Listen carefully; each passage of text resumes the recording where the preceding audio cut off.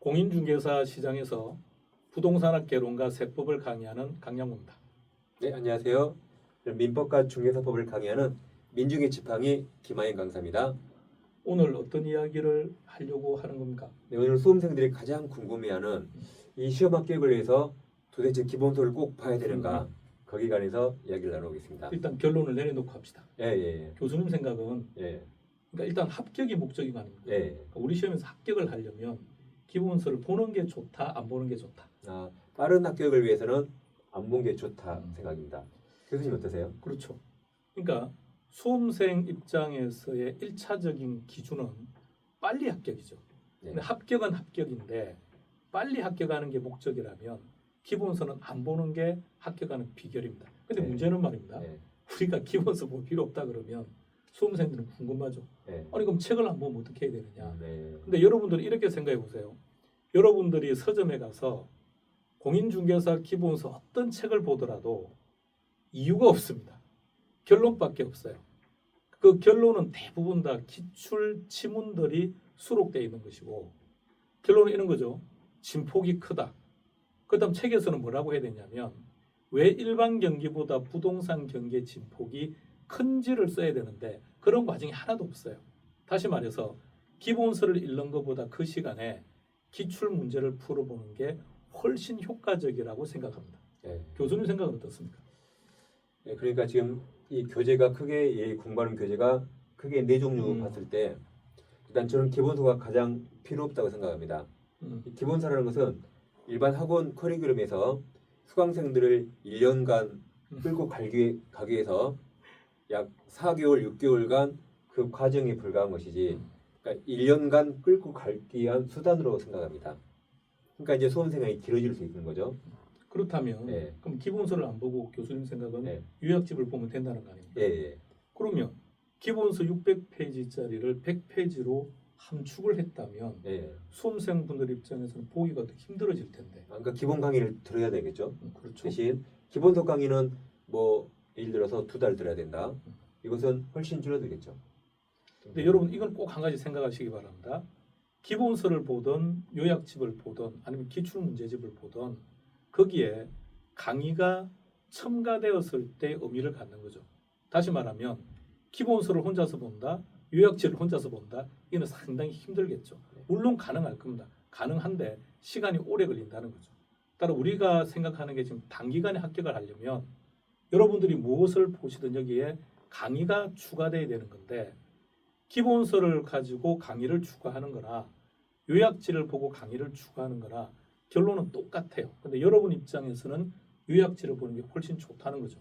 근데 교수님은 왜 요약지가 좋다고 생각하시는 겁니까? 이제 복습할 때 아까 말씀드린 것처럼 하신 것처럼 다 강의를 들어야 되는데 복습하실 때 뭐 4시간 강의를 들었다면 기본서는 거의 60페이지 읽어야 되는데 그 시간에 이거 10페이지짜리 6번 볼 수 있죠. 복습이 훨씬 빠르고 효율적일 것 같습니다. 좋습니다. 그것도 좋은 네. 얘기고요. 자, 그리고 또 하나 생각해 보십시오. 기본서는 이렇습니다, 여러분. 이게 서론 없이 결론이 나오면 안 됩니다. 요약지는 서론 없이 결론이 나올 수가 있는데 기본서에는 서론이 있어야 돼요. 근데 문제는 그 서론의 내용이 시험과는 전혀 관계없는 겁니다.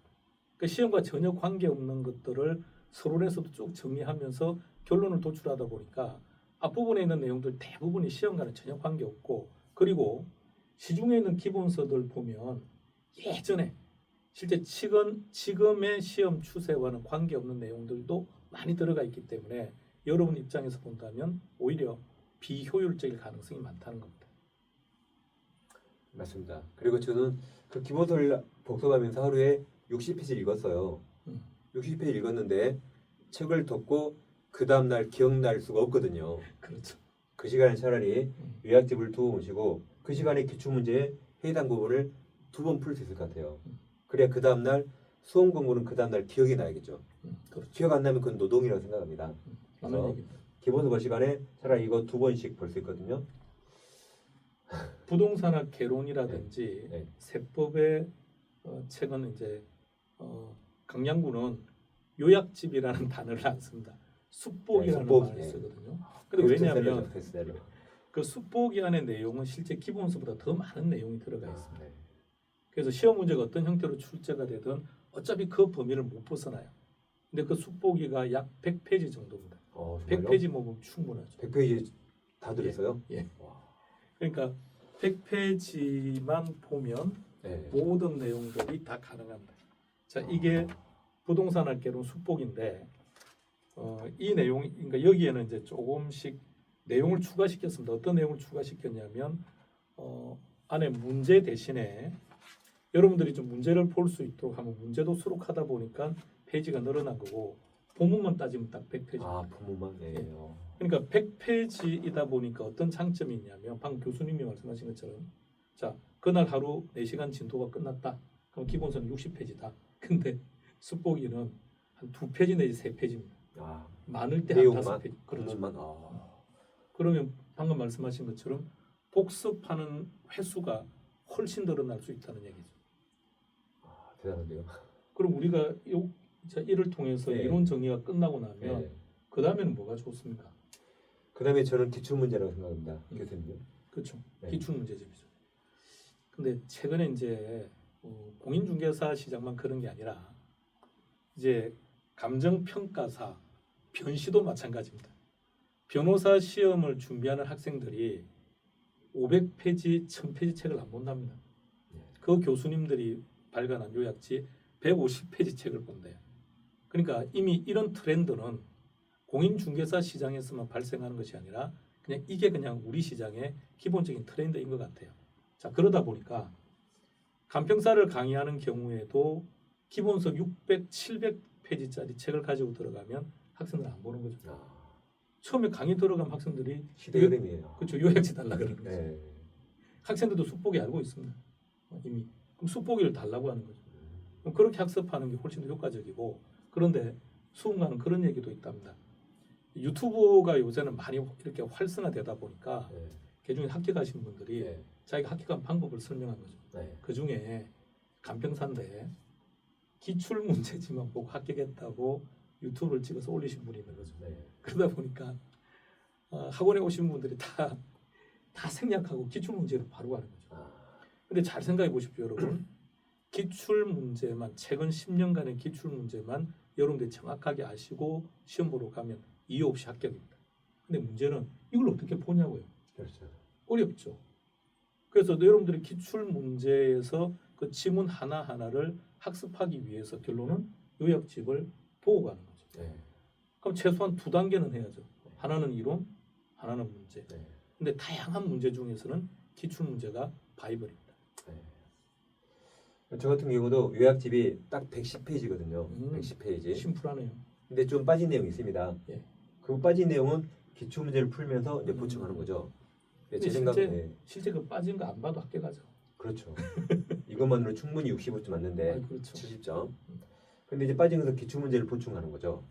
그래서 우리 시험은 객관식 시험인데 항상 이건 기본서 요약집은 틀린 지문이 없거든요. 이것은 주관식 시험 수험서입니다. 주관식 시험.